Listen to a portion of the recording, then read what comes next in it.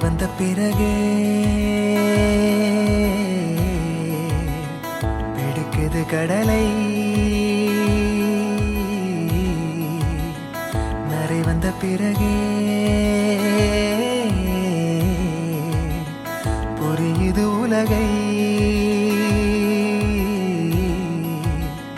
நேற்றின் இன்பங்கள் யாவும் கூடியே